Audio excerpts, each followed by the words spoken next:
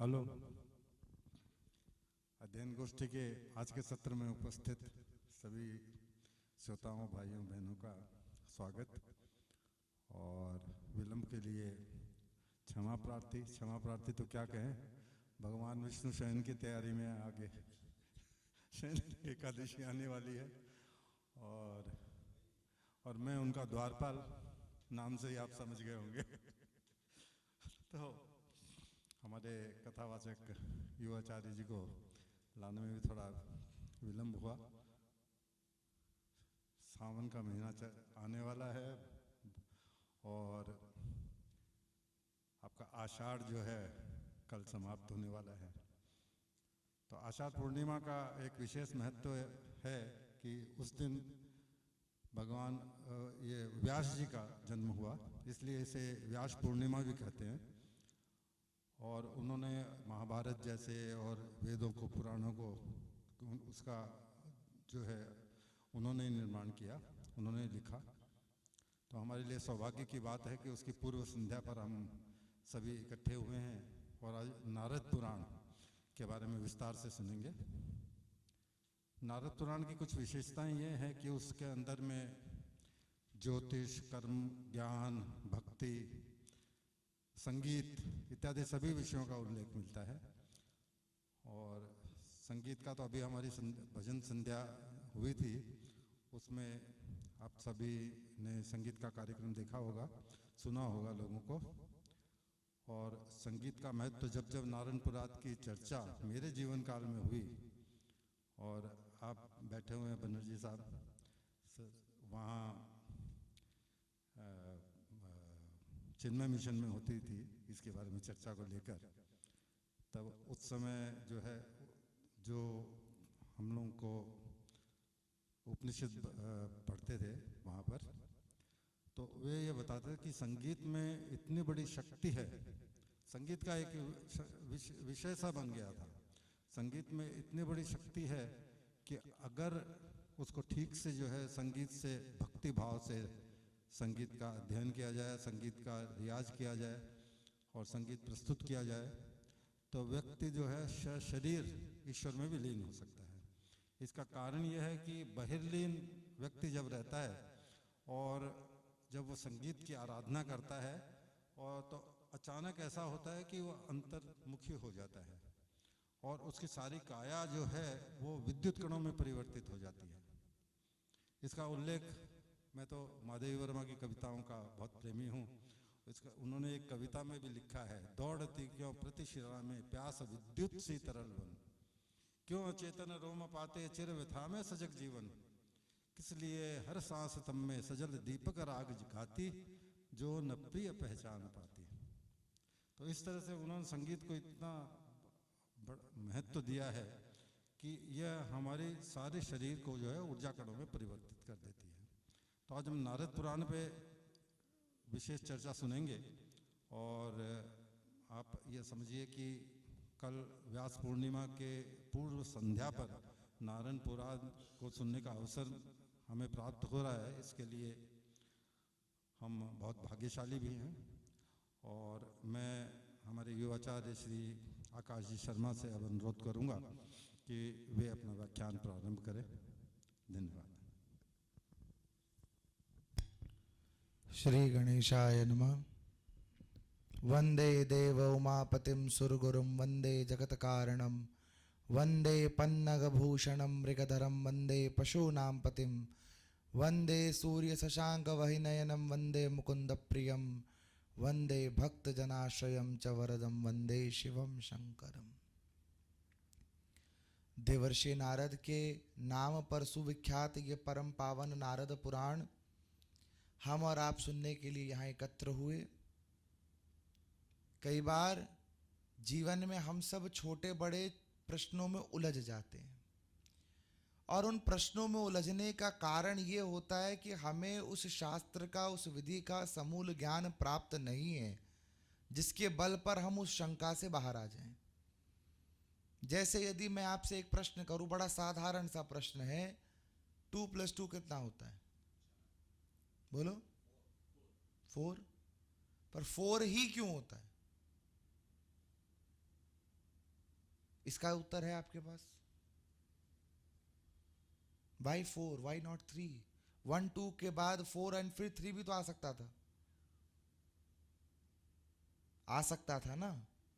अरे बोलो तो, आ सकता है ना? पर आया तो 3, उसके बाद 4। तो बाद में इसका उत्तर मिलता है कि एंगुलर रिप्रेजेंटेशंस के कारण न्यूमेरिकल सिस्टम जिस प्रकार से डिजाइन हुआ है, एंगुलर रिप्रेजेंटेशंस के बेसिस पर हमें वो सारे न्यूमेरिकल वैल्यूज प्राप्त है।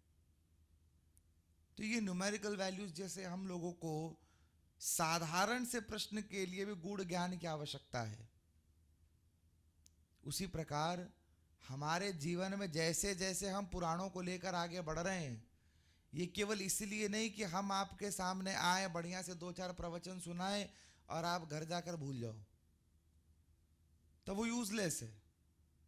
अगर इस यूजलेस को यूजफुल बनाना है तो आपको उसका निधिध्यासन करना होगा, और नारद इसी निधिध्यासन के प्रतीक हैं। नारद पुराण का उद्भव यदि आप ढूंढने जाओ तो वो नारद पुराण में नहीं मिलेगा। नारद पुराण के उद्भव के लिए आपको जाना होगा पद्म पुराण में, जहां पर देवर्षि नारद के पूर्व जन्म की कथा प्राप्त होती है। पूर्व जन्म में एक ब्राह्मणी के पुत्र थे, गरीब थे, और सुयोगवश सनकादि के चातुर्मास में उनकी सेवा करने का अवसर इन्हें मिल गया। और चातुर्मास जो अभी प्रारंभ हो चुका है, आषाढ़ शुक्ल एकादशी से लेकर कार्तिक शुक्ल एकादशी तक, चातुर्मास की बड़ी विशेषता है। भगवान विष्णु शयन में चले जाते हैं, संसार का कार्यभार महादेव को दे जाते हैं और महादेव संभालते हैं। इसीलिए श्रावण में विशेषता आती है महादेव के पूजन की, कि महादेव संसार संभाल रहे हैं तो उनको विशेष पूजा उपचार से प्रसन्न करके अपने अनुकूल परिणाम को प्राप्त किया जाए। आज देवर्षि नारद अपने पूर्व जन्म में सनक आदि की सेवा करके खूब संतुष्ट करते हैं।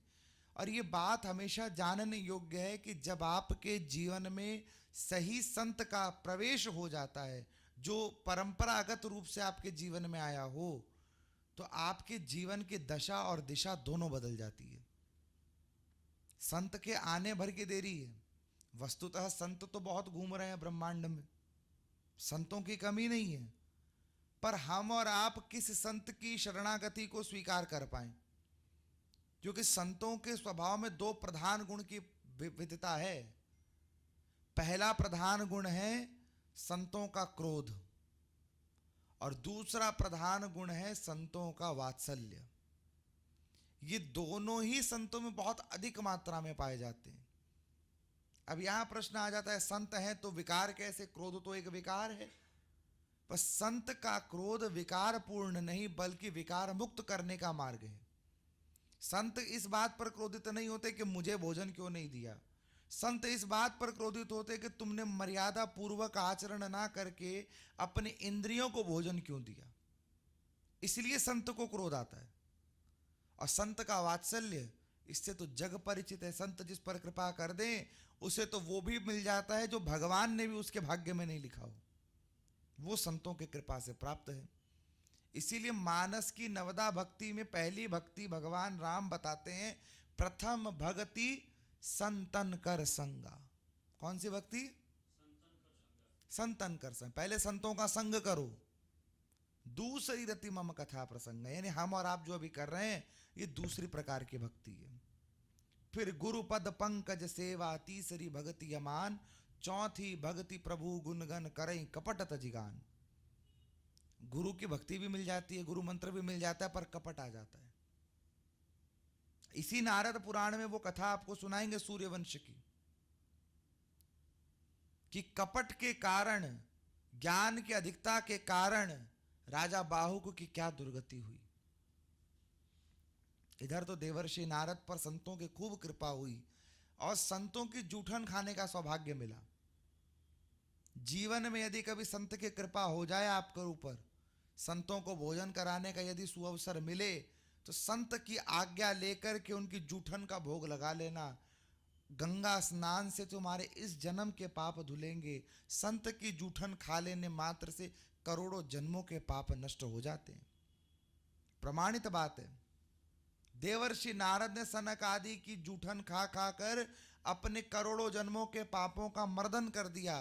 और जब सनत कुमार जाने लगे तो कहा मैं भी आपके साथ चलूंगा। सनत कुमारों ने कहा अभी आपके ऊपर जिम्मेदारी है, आप अभी मातृ ऋण से उऋण नहीं हुई हो, आपकी माता की सेवा करो। जिस दिन माता जी पधार जाएंगी उस दिन आप भगवत धाम की ओर बढ़ना, भगवत भक्ति की ओर बढ़ना, आपको कोई रोकेगा नहीं। अब तो देवर्षि नारद पूर्व जन्म में इसी बात की चिंता कर रहे हैं, कब माता जी पधारे, हाँ कब माता जी पधारे, कब मैं भगवत मार्ग पर आगे बढ़ूं। और देव योग से वो सुअवसर कुछ वर्षों बाद आया। माता जी सुबह गौशाला में गायों की सेवा कर रही थी, एक सर्प ने डस लिया, पधार गई। जल्दी जल्दी उनका सब कार्यक्रम पूरा किया और उत्तर दिशा की ओर चल पड़े। उत्तर दिशा की ओर जाकर एक सरोवर के किनारे देवर्षि नारद पूर्व जन्म में समाधि लगाकर बैठे और अंतर्हित होकर के भगवान नारायण की दिव्य छवि का दर्शन किया। और उस दिव्य छवि का दर्शन करते करते बहुत समय बीत गया और प्रलय काल की स्थिति उत्पन्न हो गई। अब प्रलय काल की उस स्थिति में भगवान ने एक क्षण के लिए उनके हृदय में जो भगवान की छवि विराजमान थी उसको बाहर खींच लिया। अब आकुल व्याकुल होकर देवर्षि ने अपने नेत्र खोले तो देखा ना बाहर कुछ है ना अंदर कुछ है। हे प्रभु तुम कहां चले गए? तो आकाशवाणी हुई कि हे नारद, तुम्हारे नार यद से, नारद शब्द दो शब्दों से बना, नार यद इति नारद। नार का अर्थ होता है जल और यद का अर्थ होता है तृष्णा। जिसे जल की तृष्णा हो वो नारद, जिसे जल की तृष्णा हो वो। तो यहां जल शब्द से जो शब्द प्रयुक्त हुआ वो वास्तविक जल नहीं है। जल शब्द से प्रयुक्त जो अर्थ है वो गोपनीय अर्थ नारायण को संबोधित करता है, क्योंकि नार में शयन करते हैं भगवान नारायण, इसीलिए नारायण शब्द पड़ा। जो जल में शयन करे, तो जो जल में शयन करता है उसको याद करके उसको पाने की तृष्णा जिसके अंदर निरंतर विराजमान है उसका नाम होता है नारद। अब नारद शब्द को समझने के बाद भगवान के मुख से जब ये नारद शब्द सुना, कहा प्रभु दर्शन दो। प्रभु ने कहा इस जन्म में आपको हमारे दर्शन नहीं हो सकते, परंतु इस प्रलय काल की जलराशि में, इस परार्ध के अंत में आप ब्रह्मा जी के नासिका में प्रवेश कर जाएंगे और नए कल्प में, नई सृष्टि में पुनः ब्रह्मा जी के मानस पुत्र बनकर प्रकट होंगे। तब जितना हमारा दर्शन करना हो कर लीजिएगा। और नवीन कल्प में, श्वेत वराह कल्प में, जब देवर्षि नारद का पुनर्प्रादुर्भाव हुआ ब्रह्मा के मानस पुत्र के रूप में, ऐसी स्थिति में भगवान नारायण का दर्शन करके पहला प्रश्न ही ये किया कि मैंने ऐसा कौन सा कर्म किया है कि मुझ पर इतनी करुणा आप कर रहे हो, इतने दर्शन सुलभ करा दिए। देवर्षि नारद को दर्शन दुर्लभ नहीं है, जब मन करे तब जा सकते हैं, वो जा सकते हैं ना? अरे बोलो तो, जा सकते हैं देवर्षि नारद। और देवर्षि नारद जब तब दर्शन कर सकते हैं भगवान का। भगवान के परम प्रिय पार्षदों में से एक है। यहां तक कि भगवान के 24 अवतारों में देवर्षि नारद की गणना एक अवतार के रूप में होती है, सुना है आप लोगों ने? तो देवर्षि नारद ने जब भगवान की परम पावन करुणा का विस्तार सुना, भगवान ने कहा आपने पूर्व जन्म में संतों की खूब सेवा की और संतों की सेवा का ये फल है कि आपको हमारे दर्शन इतने सुलभ रूप से प्राप्त हो गए। ये तो हुआ प्रथम भाग कि नारद जी का प्रादुर्भाव किस प्रकार हुआ। अब दूसरा पक्ष ये आता है कि भगवान नारायण की कृपा सर्वतोभावेन कल्याणकारी है। ये बात कैसे सिद्ध प्रमाणिक हो? भगवान नारायण मूल रूप से परब्रह्म परमात्मा का अकिंचन स्वरूप है। नारायण में और परब्रह्म में कोई अंतर नहीं है। और जो मूर्ख व्यक्ति ये बात कहे नारायण अलग है, महाविष्णु अलग है, विष्णु अलग हैं, अवतारों के स्वरूप अलग बताए, वो केवल ऐसा ही जानो जैसे एक महाआकाश और एक घटाकाश, महाआकाश और घटाकाश। जब वो घट में प्रदीप्त हो रहा है तो भी वो उस आकाश तत्व को लेकर विराजमान है, और ऊपर यदि देखो तो महाआकाश में भी वही विराजमान है। घट आकाश और महाआकाश में कोई अंतर नहीं होता। जब घट फूट जाता है तो वो घटाकाश महाआकाश में लीन हो जाता है, विदाउट एनी ट्रेसेस कि वो कहाँ गया, कहाँ से आया। कोई ट्रेस मिलता है क्या आपको? अरे बोलो, नहीं मिलता। बाकी अब फिजिक्स की भाषा में जाओ तो फोटोन पार्टिकल्स की बात अलग है, पर जो rate of travelling of light है, यदि वो एक साधारण से फोटोन पार्टिकल के साथ इतनी दूर तक यात्रा कर सकती है, तो उसको बनाने वाला, रचाने वाला, जगत को नचाने वाला कितनी दिव्यता से यात्रा कर सकता है, हम इसकी कल्पना भी नहीं कर सकते। कर सकते हैं क्या? वास्तुशास्त्र हम सब जानते हैं। वास्तुशास्त्र के बारे में हम क्या कहते हैं? पूर्व दिशा की ओर मुख करके भगवान सूर्य की उपासना करनी चाहिए। जिस पूर्व दिशा की ओर हम मुख करके उपासना कर रहे हैं, पृथ्वी रात को घूम जाती है, वही पूर्व पश्चिम की ओर चला जाता है। जाता है ना, रोटेशन होता है पृथ्वी का। अरे बोलो, जो पूर्व था वो पश्चिम हो गया, और जो पश्चिम था वो पूर्व हो गया। पश्चिम में सूर्योदय हो गया, फिर पृथ्वी घूमकर उसी स्थान पर आती है, और यह साइकिल चलती रहती है। पर क्या हमें इस बात का क्या आभास होता है? हमारी दिनचर्या वैसी के वैसी चलती है। और इसी थियोरी को जो कॉपरनिकस ने बताई, गैलीलियो ने आगे प्रमाणित की, और ना जाने कितने ही वैज्ञानिकों ने समय समय पर इसके बारे में रिसर्च करके इस बात को सिद्ध किया कि पृथ्वी गोल है। बोला ना ये बात को? फिर भी कुछ अंश लोगों के, पढ़े लिखे मूर्खों के ऐसे हैं जो कहते हैं फ्लैट अर्थ थ्योरी मानते हैं, जो आज भी फ्लैट अर्थ थ्योरी मानते हैं कि पृथ्वी चपटी है और बाकी ग्रह इसके चक्कर लगा रहे हैं। पर हमारे सनातन में एक शब्द है ब्रह्मांड। क्या शब्द है? ब्रह्मांड। हमने ब्रह्मांड यानी पूरे विश्व की कल्पना ही अंड स्वरूप में की है। 9 ग्रह बाद में आया, हमने तो 9 ग्रह पहले बता दिए।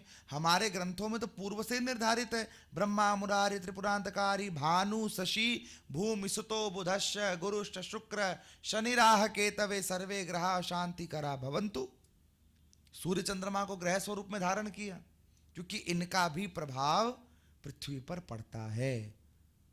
ग्रह शब्द से उन शब्दों का निर्धारण नहीं किया कि भाई ये ग्रह मतलब ये ब्रह्मांड में विराजमान है। ग्रह शब्द से उन शब्दों का विभाजन किया जिनका प्रभाव पृथ्वी पर किसी भी रूप में पड़ता है। सूर्य की ग्रेविटी का प्रभाव पड़ता है कि नहीं? पड़ता है। चंद्रमा का पड़ता है कि नहीं? बृहस्पति का पड़ता है कि नहीं? सभी ग्रहों का कुछ ना कुछ आंशिक प्रभाव पृथ्वी पर पड़ता है। इसीलिए वे पृथ्वी के लिए ग्राह्य हैं, ग्रह हैं। क्या है? ग्राह्य हैं और ग्रह हैं। और यूं तो ब्रह्मांड में अनेकों तारे हैं, अनेकों ग्रह विराजमान हैं, पर सब हमारे लिए ग्राह्य नहीं है। इसीलिए हमने 9 ग्रहों की स्थिति को ही जाना है। पर इसमें इति शब्द प्रयोग नहीं किया। इति शब्द प्रयोग नहीं किया, यानी यहां पर खत्म नहीं हुआ। तो नारद जी भगवान विष्णु से कहते, प्रभु आपकी माया सृष्टि, जगत सृष्टि बड़ी विख्यात है, बड़ी विस्तारित है, इससे कोई बच कैसे सकता है? कोई कहाँ बैठा है, कोई कहाँ बैठा है, कोई जन्म ले रहा है, कोई मर रहा है, कोई पुनर्जन्म ले रहा है। यहाँ पृथ्वी पर मरता है, पाताल में पैदा होता है, पाताल में मरता है, स्वर्ग में पैदा होता है।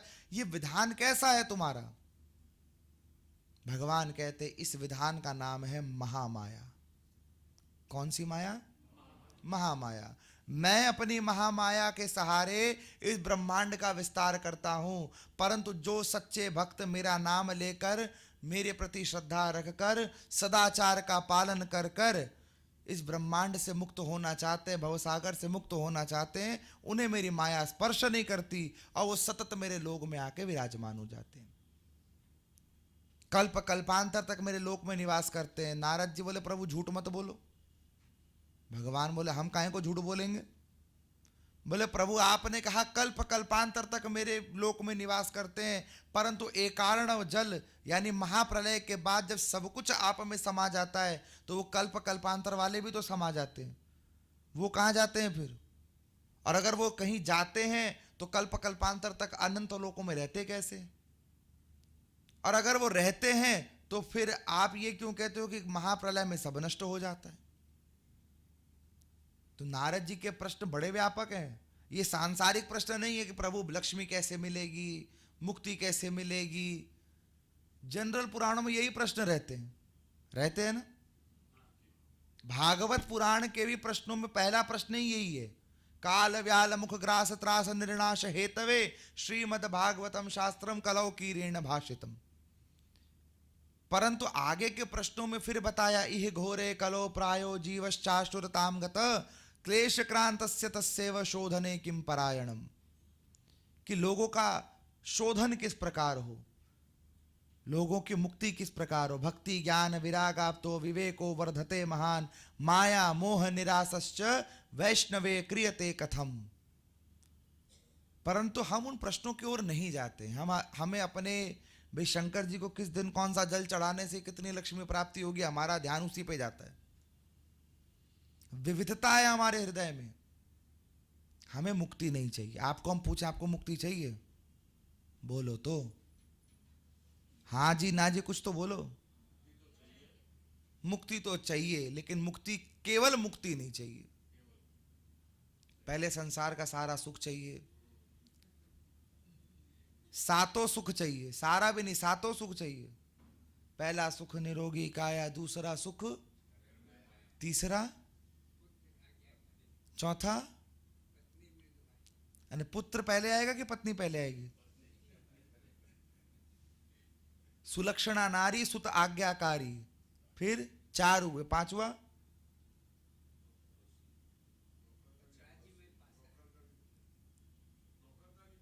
नौकर का भी कुछ है, चलो पांच हो गए। छठा अच्छा पड़ोसी मिले, चलो ठीक है। हाँ राज्य में वासा, हाँ चलो कि राजा से भी सम्मान प्राप्त हो। यानी मोटा मोटी सब कुछ ही चाहिए, पर इन सातों सुखों में ना भक्ति आई ना ज्ञान आया, और ना भक्ति आई ना ज्ञान आया तो वैराग्य तो भूल ही जाओ। हम ये नहीं कहते बाबा जी बन के घूमो। कोई भी भगवत भजन करने वाला प्राणी, हम भी भगवान से कभी नहीं कहेंगे कि हमें मुक्ति दे दो, क्योंकि मुक्ति दे देंगे तो भजन कौन करेगा। पर इसका मतलब ये नहीं कि प्रभु भुक्ति दे दो। जितने भजनानंदी हुए, चाहे नारद ले लो, मीरा ले लो, एकनाथ ले लो, जनाबाई ले लो, जितने ये बड़े बड़े भक्त हुए, इन्होंने कभी भी भगवान से ये नहीं कहा मुझे दे दो। प्रभु तुम जिसमें प्रसन्न हम उसमें प्रसन्न। जनाबाई का चरित्र आप लोगों ने सुना होगा। महाराष्ट्र के महाराज प्रभु पंडरीनाथ की अद्भुत भक्त हुई। रात्रि शयन के बाद भगवान पंडरीनाथ उनके घर में आ गए। वो जो गोबर के उपले बनाती थी ना जनाबाई, उनमें से भी विट्ठल विट्ठल की आवाज निकलती थी। ऐसी थी जनाबाई, कलयुग में हुई है। विट्ठल विट्ठल विट्ठल विट्ठल की आवाज निकलती थी गोबर के उपलों में से। भगवान विट्ठलनाथ पहुंच गए उनके घर रात्रि में। बोली जनाबाई प्रभु मैं तो सेवा में लगी हूं, आपके लिए ये भोजन बनाना है तो उपलों का थाप दे रही हूं। बोले इन उपलों में से भी मेरे नाम का संकीर्तन हो रहा है, इसीलिए मैं इन नाम का संकीर्तन का आनंद लेने यहां पर आया हूं। अब भगवान आकर बैठ गए। जनाबाई चक्की घुमा रही है, चक्की घुमाती तो उसमें से भी विट्ठल विट्ठल विट्ठल की आवाज निकले।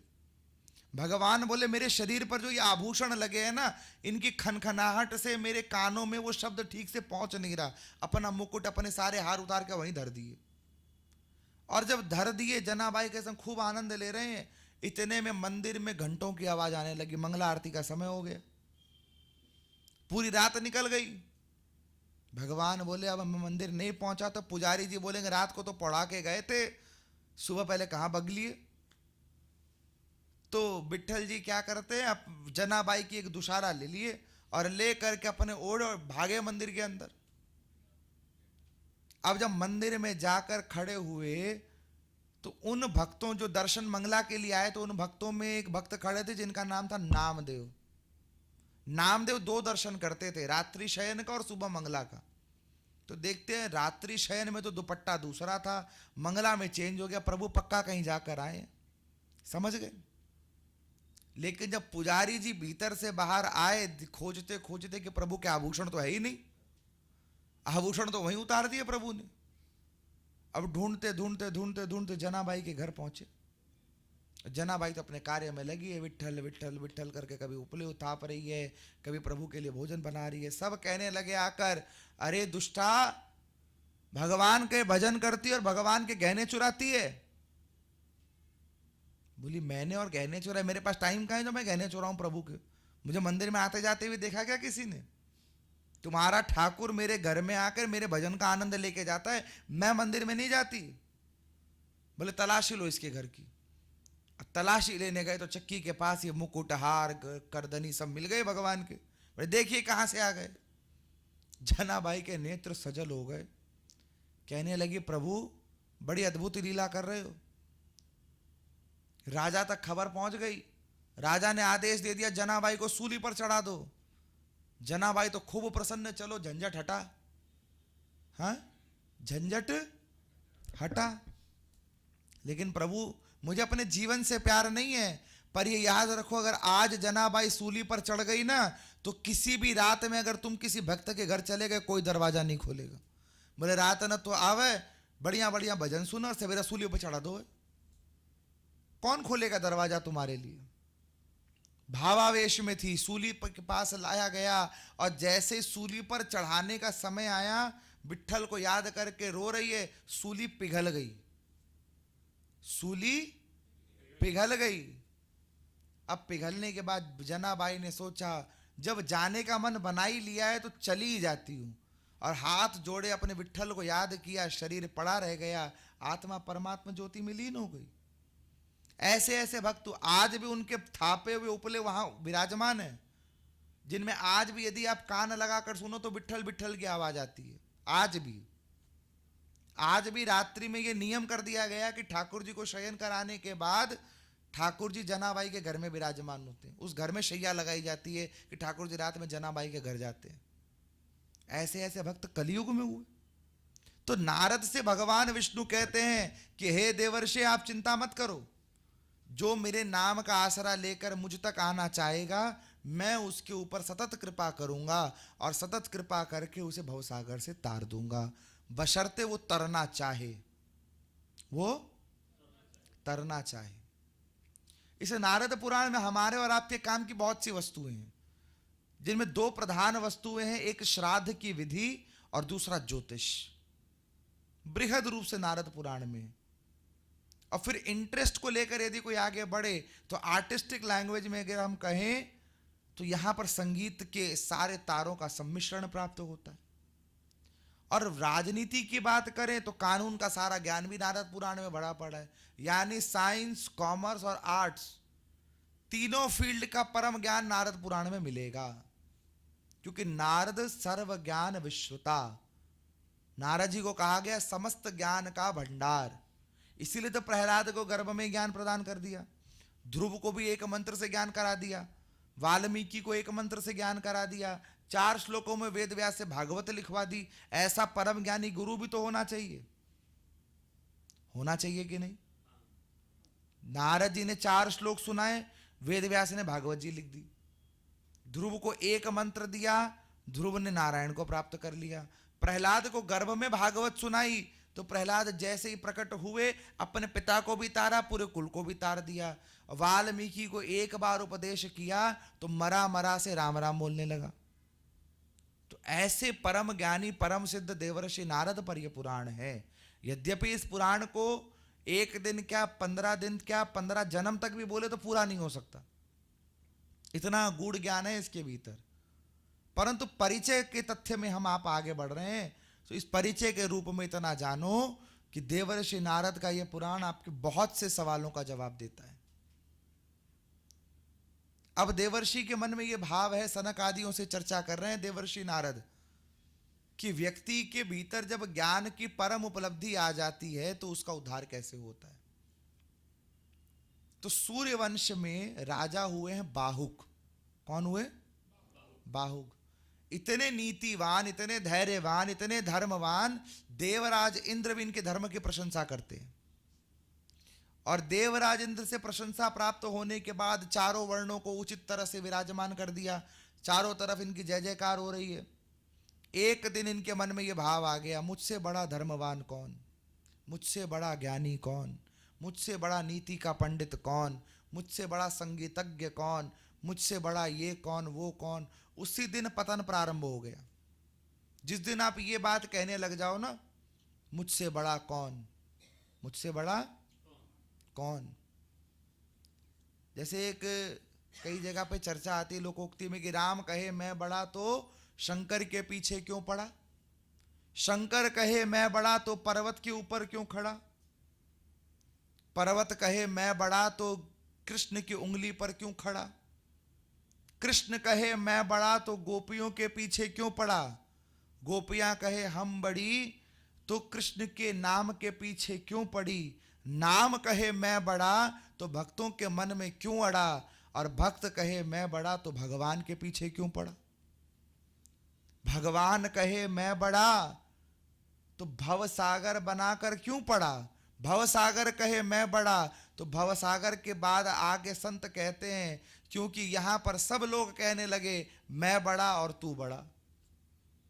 भव सागर में क्या कहते हैं, मैं बड़ा और तू बड़ा।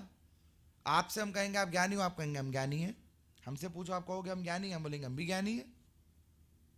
सब अपने अपने क्षेत्र में ज्ञानी हैं, तो कोई छोटा या कोई बड़ा नहीं हो सकता। ना पृथ्वी बड़ी है ना सूर्य छोटा है, सब समान दृष्टि में विराजमान है, सबके कार्यों से कर्मों से उनकी व्यापकता उनकी श्रेष्ठता सिद्ध होती है। आज राजा बाहुक को अभिमान हो गया और इस अभिमान से सबसे पहले काम बढ़ता है और काम से आगे चलकर क्रोध बढ़ता है, और इसी काम और क्रोध के चक्कर में पड़कर जो इंद्रियातीत हो चुका था वो है वंशी क्षत्रियों से भिड़ गया। अब क्योंकि ये मत्सर में आ गया था कि मुझसे बड़ा कोई हो नहीं सकता, इस भाव के कारण इसका पतन हो गया, राज्य भ्रष्ट हो गया। जंगल में गया तो जंगल के पक्षी भी इससे छिप गए, कहने लगे कैसा दुर्दांत मानव आया है जो अपने आप को सबसे श्रेष्ठ मानता है। आप ये देखो भगवान नारायण भी कभी नहीं कहते कि मैं श्रेष्ठ हूं।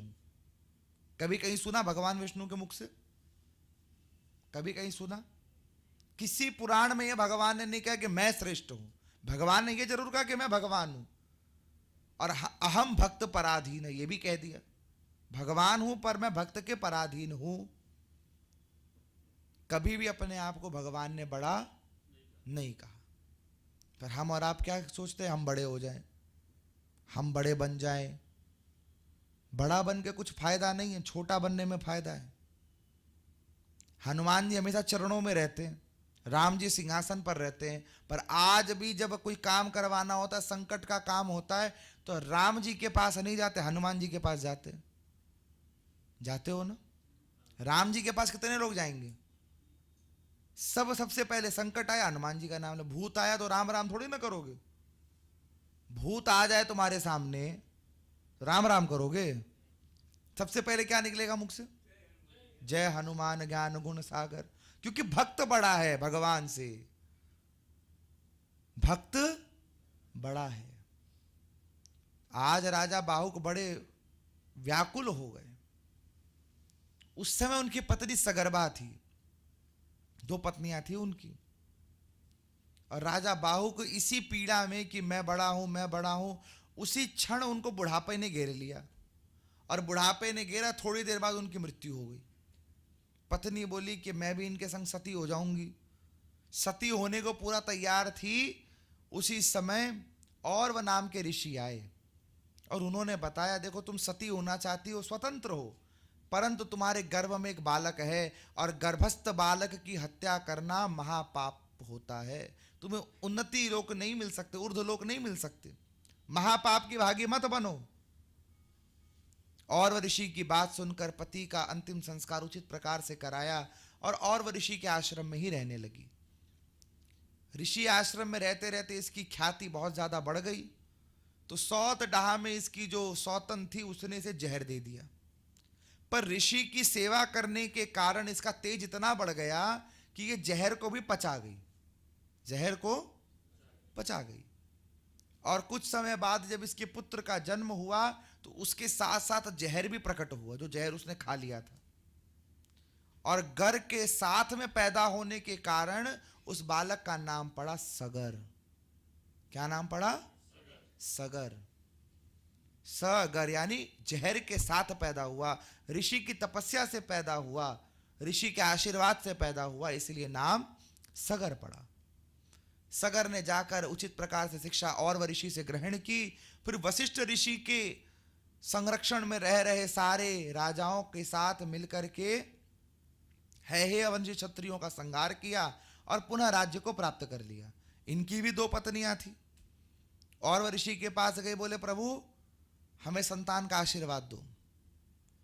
तो बोले देखो 2 प्रकार की संतानें आप दोनों को मिल सकती है, एक एक ले लो। एक को एक ही संतान होगी पर वो वंश को बढ़ाएगी, और दूसरे को 60,000 संतानें होंगी पर वो नष्ट हो जाएंगी। तो बुद्धिमान कौन सी संतान उत्पन्न करेगा? एक। परंतु एक पत्नी ने 60,000 मांग लिए। बोले 60,000 में किसी ना किसी को तो तैयार कर ही देंगे। व्यक्ति आशाओं का इतना बड़ा पहाड़ खड़ा कर लेता और सोचता मैं सब कुछ कर लूंगा, और जब ये सोचने लगता मैं कर लूंगा उसी दिन से सब कुछ होना बंद हो जाता है। भगवान कहते तू करके देख ले, होना जाना कुछ नहीं है हमसे। आप सोच लो कि मैं इतने साल में एक मकान बना लूंगा, भगवान उतने साल में तो कतई नहीं बनने देंगे। तुम चेष्टा कर करके हार जाओ, क्योंकि अगर तुमने कर लिया तो तुम अभिमान पूर्वक हो जाओगे कि मैंने किया। पर उसी भाव में तुम ये जोड़ दो प्रभु आपकी कृपा रही तो 5 साल में ये मकान बन जाएगा, 3 साल में बना के दे देंगे वो, 3 साल में। फिर तुम कहोगे पता नहीं महाराज कहाँ से लेबर आया, कहाँ से मिस्त्री आया, हम पे तो बड़ी प्रभु की कृपा थी, हम ये करने जा रहे तो वहां से वो आदमी मिल गया और हमारा काम झटपट करके हो गया। यही भाषा रहेगी सबकी, रहेगी ना? बोलो हाँ। इसीलिए अभिमान नहीं आना चाहिए। अभिमान आ गया अगर तो खत्म है कहानी वहीं पर। इसका मतलब ये नहीं कि कर्म ही नहीं करोगे, चेष्टा तुम करो, पर प्रभु के सानिध्य, प्रभु आप कराओ तो हो जाए, ताकि बाद में ये चेष्टा पूर्वक गा सको मेरा आपकी कृपा से सब काम। हमें नहीं लग रहा आपका हो रहा क्योंकि आप गा नहीं रहे हो। गा के तो देखो, चेष्टा करो, भगवान का धन्यवाद करो। 2 लाइन गाओ चलो साथ में।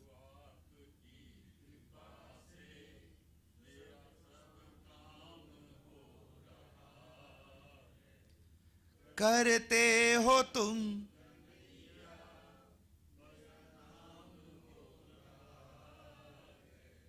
मेरा आपकी,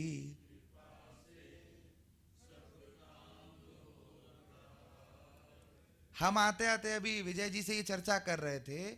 हमसे इन्होंने पूछा आप कितने समय से इस क्षेत्र में हो? हमने बताया करीबन 12 साल हो गए हमें।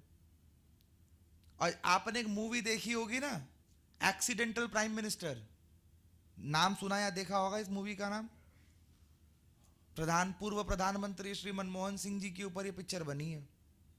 सुना तो है कि नहीं पहले बताओ तो हम अपने आप को कहते हैं एक्सीडेंटल कथाकार हैं। हम इच्छा से नहीं आए थे, हरी इच्छा से आए थे। हमारे घर पे एक ब्राह्मण देवता आया करते थे, बोले ये कुछ नहीं करेगा, ना ये पढ़ाई करेगा, ना ये उन्नति वर्धक कोई कार्य करेगा, भगवान की भक्ति तो करेगा ही नहीं। और कुछ हमारी हरकतें भी उस समय वैसी थी जो उस उम्र में सब नॉर्मली सबको होती है। ये बात हम बता रहे 2010 की, बोर्ड एग्जाम थे उस समय हमारे कक्षा 10वीं के। अब हमारे मन में ये बात लग गई कि पंडित जी ऐसा कैसे बोल गए। हमने ये बात ठान ली, प्रभु के आगे खड़े हो गए, प्रभु ऐसी स्थिति लानी होगी ये पंडित जी अपनी कुंडली हमें दिखाएं। ये हमने भाव प्रभु के आगे प्रकट कर लिया। और फिर आया साल 2013। इस बीच में हमने कुछ अध्ययन प्रारंभ किया, अपने घर वालों की कुंडली पढ़ना शुरू कर दिया, जैसी तैसी आती थी पढ़ लेते थे।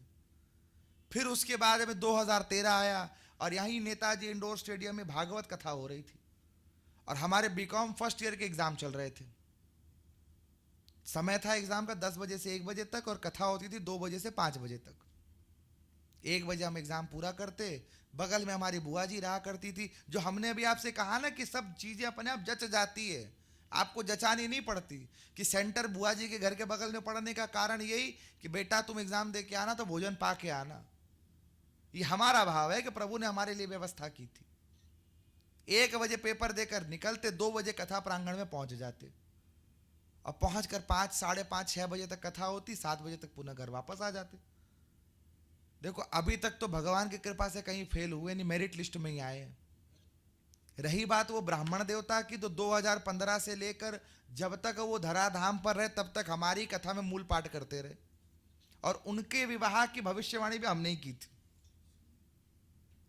दूसरा विवाह उन्होंने जो किया उसकी भविष्यवाणी हमारे मुख से ठाकुर जी ने हमारी बात सत्य करवाई। ये नहीं कहूंगा कि हमने करवा दी, प्रभु ने करवाया। हमारा भाव ऐसा था तो प्रभु ने करवाया।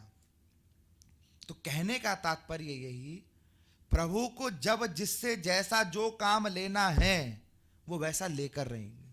हम और आप यदि सोच ले हम ये कर लेंगे वो कर लेंगे, प्रभु बोलते तू करके देख, पहले तू अपनी बैटिंग बॉलिंग फील्डिंग सजा ले, उसके बाद मैं अपने काम को लगाऊंगा। गीता में यही तो कह रहे हैं भगवान, सर्वधर्माणु परित्यज्य मामेकम शरणम व्रज अहम त्वा सर्व पापेभ्यो मोक्षयिष्यामि मा शुचः। यही तो कहा ना भगवान ने, पर हम भगवान की सुनते कहाँ हैं? गीता पढ़ते जरूर हैं, लोगों को उपदेश भी देते थे गीता पढ़ो, गीता में ये मिलेगा, गीता में वो मिलेगा, पर गीता में भगवान इतना कुछ कह रहे हैं और हम सुनते नहीं। ऐसे भगवान नवदा भक्ति का उपदेश करते हैं, परंतु नारद जी को जो उपदेश किया वो 3 प्रकार की भक्ति का ही किया है। कहा कि सब कुछ मुझे मानो, ये पहली भक्ति है, दान धर्म पूजा जो करना है मुझे ही करो।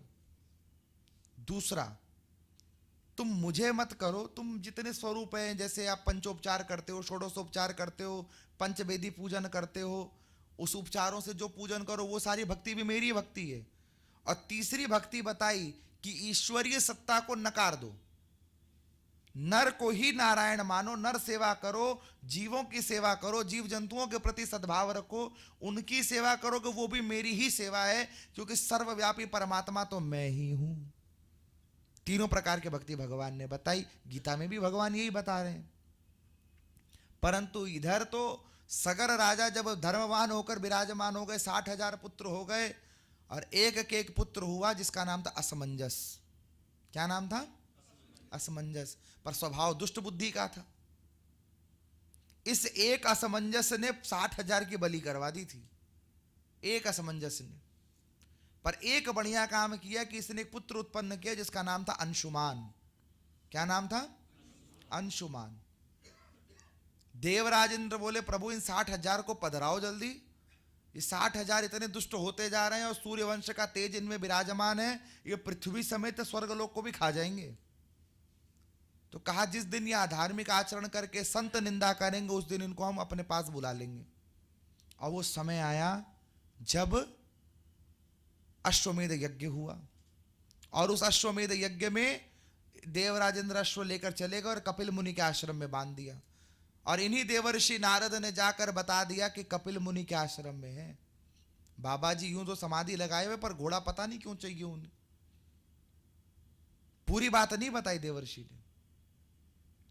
तब जाकर 60,000 पुत्रों ने धरती खोदी और 60 के 60,000 असमंजस सहित स्वाहा हो गए। असमंजस सहित स्वाहा हो गए। सगर ने प्रार्थना की प्रभु अब क्या होगा? अंशुमान को उस कार्य को सौंपा कि तुम जाओ और अश्वमेध यज्ञ पूरा करो, और गंगा की उत्पत्ति के लिए प्रार्थनीय वंदना की उन्होंने।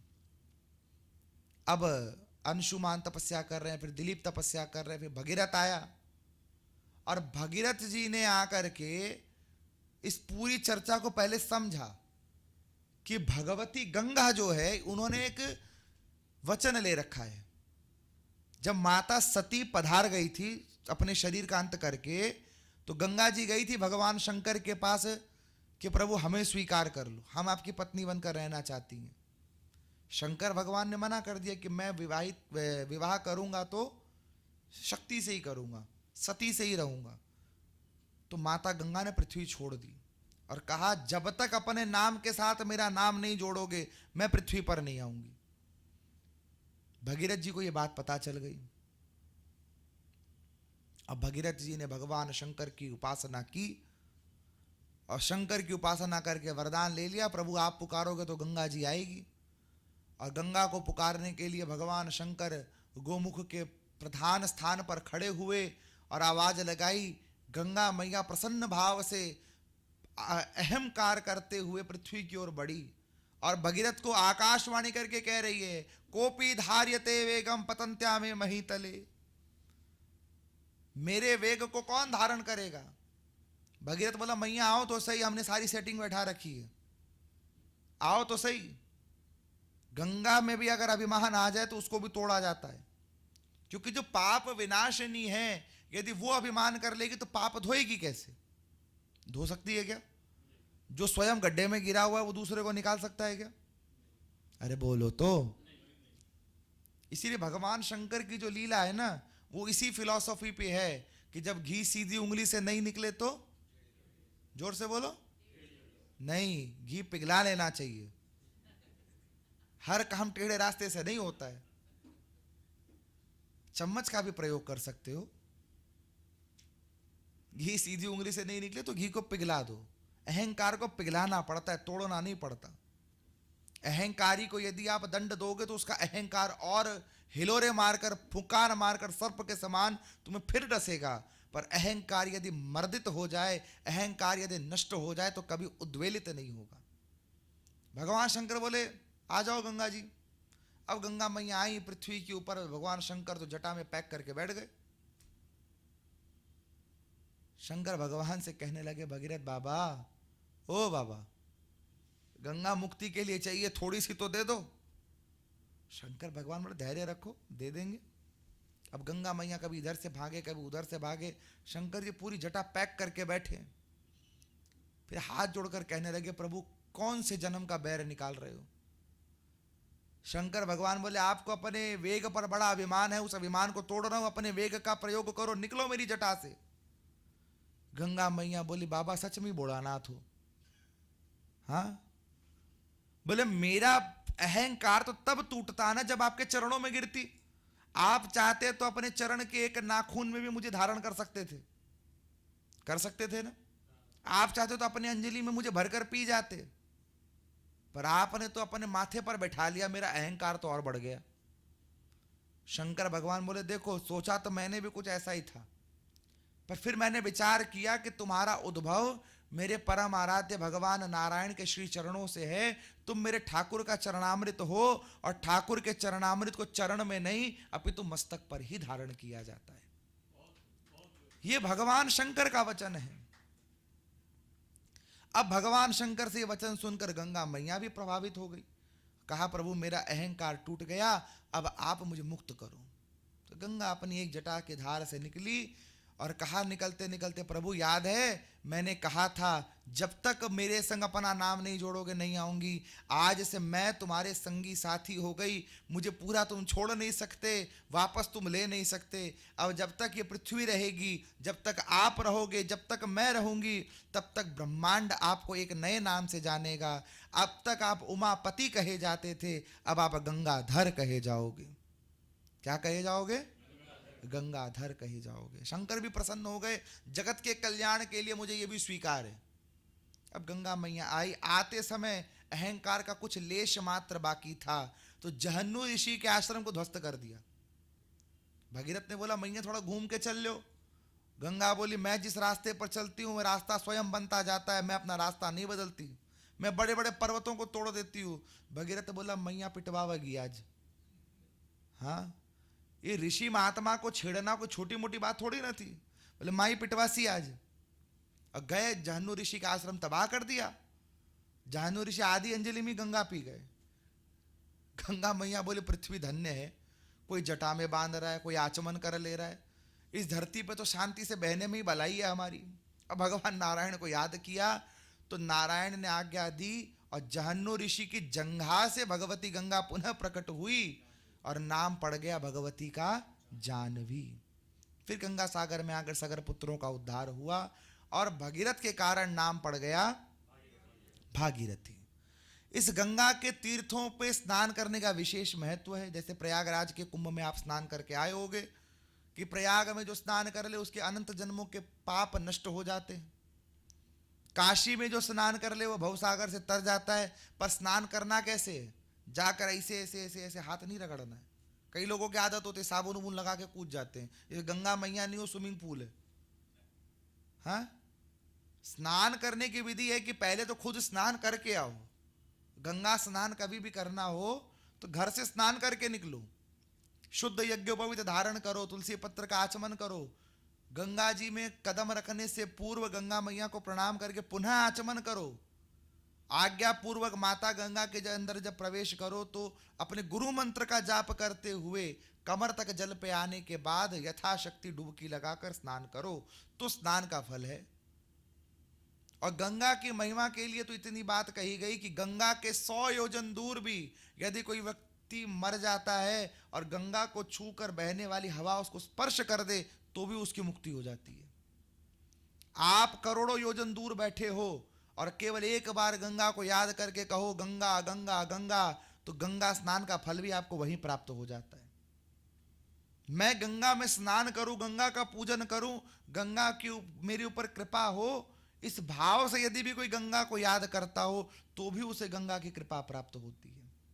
इसीलिए जगत गुरु शंकराचार्य ने कहा है, देवी सुरेश्वरी भगवती गंगे त्रिभुवन तारिणी तरल तरंगे शंकर मौली विहारिणी विमले मम मति रास्ताम तव पद कमले भागीरथी सुखदायिनी माता तव जल महिमा निगमे ज्ञाता ना हम जाने तव महिमा नः ताहि कृपा पहि पामान। कि हे गंगा तुम कृपा करो।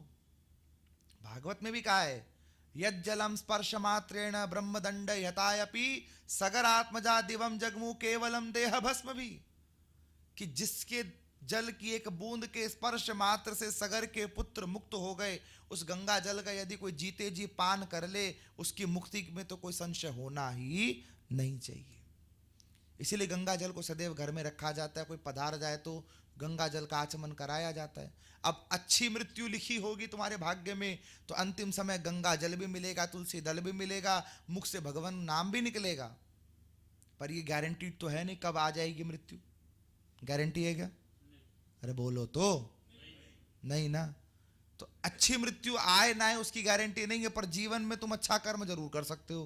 तो अच्छे कर्म में एक कर्म जरूर करना, घर में गंगा जल जरूर रखा होगा। गंगा जल का एक आचमन नियमित नियम बना लो। एक बार तो सुबह नहा धोकर गंगा जल से आचमन जरूर करना है। तुम्हारी मुक्ति के समय तुम्हें गंगा जल मिले ना मिले, ये आचमन का गंगा जल ही तुम्हें यमलोक की यातना से बचाकर सीधे बैकुंठ में ले जाएगा। प्रॉब्लम हो तो हमें फोन कर लेना वहां से। बैकुंठ नहीं, हम बैकुंठ जाने में प्रॉब्लम होगी तो फोन करोगे, पहुंचने के बाद कौन? पहुंचोगे तो हम वहीं मिलेंगे। हमें तो पूरा भरोसा है कि हम वहीं मिलेंगे। रास्ते में कोई दिक्कत हो तो प्रभु से बताना पड़ेगा ना, प्रभु हम ही बोल के आए थे नीचे। अब हमारी बात की लाज तो प्रभु को रखनी पड़ेगी। भरोसा चाहिए, भरोसा। हम संशय में पड़ते हैं इसीलिए मुक्त नहीं हो पाते, हम संशय में रहते इसीलिए हमारे काम नहीं होते। जिस दिन संशय हट जाएगा और विश्वास आ जाएगा उस दिन काम भी बनेगा, भक्ति भी प्रगाढ़ होगी और तुम्हारी मुक्ति भी निश्चित होगी। राजा सगर के वंश में आगे चलकर भगवान श्री राम का चरित्र है, हरिश्चंद्र का भी चरित्र है, बड़े विस्तारित चरित्र हैं भगवान के। इसके बाद में ज्योतिष के विषय में नारद जी बड़े विस्तार से बताते हैं। और आज के हमारे टॉपिक में विशेषता भी इस बात की रहेगी कि ज्योतिष में कुछ चीजों पर विशेष ध्यान देना चाहिए। देखो ज्योतिष में 12 भाव होते हैं कुंडली के। कितने? 12 भाव हैं। इन 12 भावों में एक जो मध्य में भाव आ जाए, जिस समय पर तुम्हारा जन्म हुआ हो, वो लग्न कहा जाएगा। अब ये लग्न 2 घंटे तक समान रहता है। 2 घंटे तक एक लग्न एक ही जगह पर विराजमान है, तो उसकी डिग्रियां बदलती जाती है, उसके अंश बदलते जाते हैं। और हर लग्न में नक्षत्रों के चरण होते हैं। हर लग्न में, हर एक लग्न में एक राशि होगी। सपोज करो तुम्हारे जन्म के समय यदि मेष राशि का उदय हो रहा होगा तो लग्न में मेष राशि है, उसी के अनुसार बाकी भावों के राशियों के स्वामी निर्धारित हो जाएंगे। समस्या तब आती है जब जुड़वा बच्चे हो जाते हैं। जब जुड़वा बच्चे, कोई 1 मिनट बाद हुआ, कोई 1 मिनट पहले हुआ, अब कुंडली तो वही रहने वाली है। तो ऐसी परिस्थिति, अच्छा आजकल के जो तथाकथित, आजकल इंस्टाग्राम पे बहुत से ज्योतिषाचार्य भी आ गए हैं, बहुत से पंडित आ गए हैं जो अलग अलग तरह की बातें कह रहे हैं और लोग भ्रमित हो रहे हैं क्योंकि लोगों को पता ही नहीं है। जो भेड़ चाल चले जा रही है चलाए जा रहे हैं। शास्त्रों को हमें पढ़ना नहीं, हम उस चीज को शास्त्रोक्त विधि से जानने की चेष्टा भी नहीं करते। सुन लिया करना है, कर लेते हैं ना, क्या जाता है। तो 12 भावों में जब एक जुड़वा बच्चों की कुंडली बनानी हो तो हमारे ज्योतिष विधान में अंश कुंडली बनाने का तरीका है।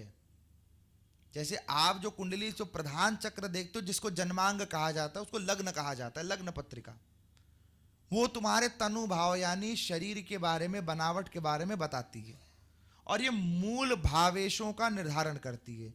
जैसे तुम्हारे द्वितीय भाव का स्वामी यदि शुक्र है तो वो धनेश कहा जाएगा, वही मार्केश कहा जाएगा। परंतु तुम्हारा विवाह कैसी स्त्री से होगा ये उस लग्न कुंडली को देखकर यदि कोई बताए तो उसे ज्योतिष का अधूरा ज्ञान है, क्योंकि उसके लिए नवमांश का सहारा लेना पड़ेगा। तुम्हारे बच्चे कितने होंगे यदि कोई पंचमेश देखकर कहने लग जाए तो उसे वापस ज्योतिष पढ़ने की जरूरत है, क्योंकि केवल पंचमेश से संतान का निर्धारण नहीं होता, उसके लिए सप्तमांश कुंडली को देखना पड़ता है कि सप्तमांश में उस ग्रह की क्या स्थिति बन रही है। उसी प्रकार जब जुड़वा बच्चों की बात आ जाए तो अक्ष वेदांश कुंडली का निर्धारण किया गया है। कौन सी कुंडली? यानी लग्न का 108वां भाग जिसको अक्ष वेदांश कहा गया, 30 डिग्री का 108 भाग कर दो तब दो अलग अलग जुड़वा बच्चों की कुंडली बनती है। उसके बाद विंशोत्तरी दशा है, अंतरदशा है, प्रत्यंतर दशा है, सूक्ष्म दशा है, प्राण दशा है। एक दिन में 6 दशा चलती है आपके ऊपर। कितनी? 6। महादशा, अंतरदशा, प्रत्यंतर दशा, सूक्ष्म दशा, अति सूक्ष्म दशा और प्राण दशा। जब व्यक्ति की मृत्यु का समय आएगा तो प्राण दशा पर चंद्रमा बैठा होगा। बिना चंद्रमा के प्राण दशा पर आए व्यक्ति की मृत्यु नहीं हो सकती। कई बार आपने ज्योतिषियों को कहते सुना होगा ये 2 दिन निकाल लेगा तो बच जाएगा, सुना है ना? कई केसेस में सुनते हैं हम ये बात। वो क्यों कहते हैं? क्योंकि उन्हें दिख जाता है कि प्राण दशा पर अभी चंद्रमा विराजमान है और चंद्रमा जैसे ही प्राण दशा को पार कर लेता है व्यक्ति की आयु बढ़ जाती है। इस आयु में चंद्रमा को आगे बढ़ाने के लिए त्र्यंबक मंत्र का प्रयोग होता है। मृत्युंजय मंत्र क्यों प्रयोग करते हैं? क्योंकि त्र्यंबकम यजामहे सुगंधिम पुष्टिवर्धनम, और पुष्टि कारक ग्रह चंद्रमा है। और प्राण दशा पर अगर चंद्रमा टिक गया तो वो प्राण लेकर के जाएगा, प्राण लेकर के। उसके बाद जब व्यक्ति का साधारण सा प्रश्न हर व्यक्ति का होता है, मेरे कुंडली में धन का अच्छा योग है कि नहीं, सबके मन में यह प्रश्न है।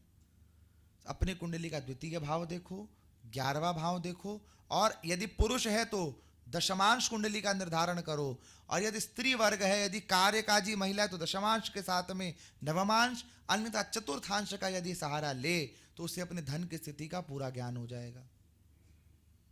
धन की स्थिति का पूरा ज्ञान हो जाएगा। और यदि इतनी डीप एनालिसिस में नहीं जाना तो इतना जान के रखो, आपकी कुंडली में सूर्य एक ऐसा ग्रह है जो सारे ग्रहों के दोष का हरण कर सकता है। यदि कुछ समझ में नहीं आए, भगवान सूर्य नारायण की शरण लो, नियमित आदित्य हृदय स्तोत्र का पाठ करो, सूर्य मंत्रों का पाठ करो, भगवान सूर्य को जल अर्पण करो, तुम्हारी समस्याएं खत्म होनी शुरू हो जाएंगी। क्योंकि कोई भी ग्रह जब सूर्य के सानिध्य में आता है तो अस्त हो जाता है। उसी को हम साधारण भाषा में तारा लगना कहते हैं। कहते हो ना तारा लग गया, कब कहते हो? जब सूर्य के सबसे निकट शुक्र आ जाता है या बृहस्पति आ जाता है, उसी को हम तारा लगना कहते हैं। वो ग्रह अस्त हो जाते हैं, अपने प्रभाव से हीन हो जाते हैं। सूर्य के निकट जब बुध आ जाता है या कोई भी ग्रह आता है तो वक्री हो जाता है, उल्टा चलने लगता है। ये ज्योतिष के सिद्धांत नारद पुराण में दिए गए हैं। तो अपनी कुंडली में यदि कुछ समझ में नहीं आता तो भगवान सूर्य की शरण ले लो, बढ़िया को ज्योतिष मिल जाए, उचित प्रकार से निर्धारण करवाओ, उपाय करो। अब दूसरी समस्या यह कि उपायों की जब बात आती है, समस्या तो है माउंट एवरेस्ट जितनी, उपाय चाहिए उन्हें राई जैसा। अब राई से कभी माउंट एवरेस्ट हिलता है? कुंडली में समस्याएं क्यों बनती हैं? आपके पूर्व जन्म का प्रारब्ध, उसका एक रिपोर्ट कार्ड है वो। रावण ने मेघनाद की कुंडली बहुत बढ़िया तरीके से बनाई थी, सारे ग्रहों को बैठा दिया था अपने सामने, मैं जहां जहां कहता हूं वहां वहां बैठो। परंतु पूर्व जन्म के कर्म थे उसके, शनिदेव ने एक चरण आगे रख दिया, तो जिस कुंडली में अमरता का योग बन रहा था वहां अल्पायु का योग बन गया। तो पूर्व जन्म के प्रारब्ध कोई नहीं काट सकता। इसीलिए यदि अपनी कुंडली में अपने संतानों के भाग्य में उन्नति चाहिए और कुछ समझ नहीं आता तो सूर्य की उपासना करो। और जब समस्या बड़ी हो तो उपायों को छोटा मत रहने दो। आप बड़े अनुष्ठान नहीं कर सकते, कोई दिक्कत नहीं है, दान करो, दान तो कर सकते हो। यदि सूर्य को उचित प्रकार से सही रखना है तो पिता के संग बनाकर चलो। यदि व्यक्ति सूर्य का दान कर ले और घर में पिता दुखी है, उसका सूर्य कभी अच्छा नहीं हो सकता। यदि अपने चंद्रमा को बलवान करना है, अपनी माता के संग प्रेम रखो। यदि अपने मंगल को मजबूत रखना है तो भ्राता के संग प्रेम रखो। यदि बुद्ध को सही रखना है तो मित्रों का उचित व्यवहार रखो। यदि बृहस्पति को सही रखना है तो गुरुजनों का सम्मान करो। यदि शनि को सही रखना है तो गरीबों की सेवा करो। राहु केतु को सही रखना है तो जीव जंतुओं की सेवा करो। ये उपाय तो कर सकते हो? अरे बोलो तो। वो भी नहीं बने तो महादेव की शरण पकड़ो, बोले प्रभु जैसा होए वैसा कर दो। इसका मतलब ये नहीं कि कुंडली का फल नहीं मिलेगा, मिलेगा जरूर, पर महादेव की शरण में होगा। महादेव मान गए तो वो तुम्हारे कर्मों में कुछ फेर बदल करके तुम्हें उन्नति दे सकते हैं। दूसरा शब्द आपको सुनने मिलता है कुंडली में, राजयोग है। सुनते हो ना, इसकी कुंडली में तो राजयोग है, इसकी कुंडली में तो गज केसरी योग है। और वही व्यक्ति सबसे ज्यादा दुखी होता है। जिसकी कुंडली में बनता है सबसे ज्यादा दुखी भी वही व्यक्ति होता है। महाराज राजयोग तो सब बोलते हैं, पर होगा कब?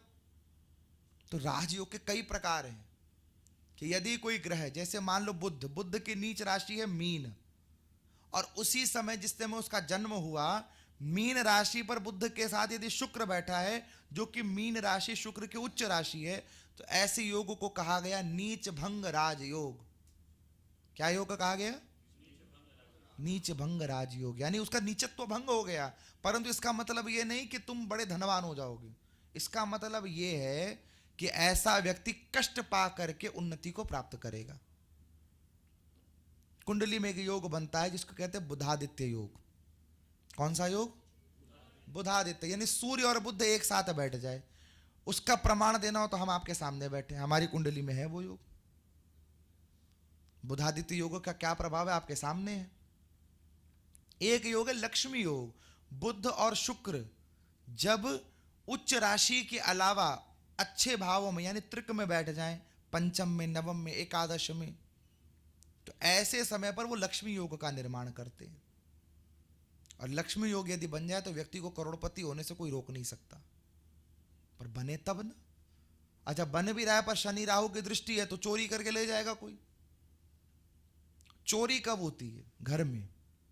जब आपकी कुंडली के चौथे घर पर राहु या शनि की दृष्टि पड़े, तो अगर राहु की दृष्टि पड़ रही है तो तुम्हारे घर का नौकर ही तुम्हारे घर से चोरी करके जाएगा।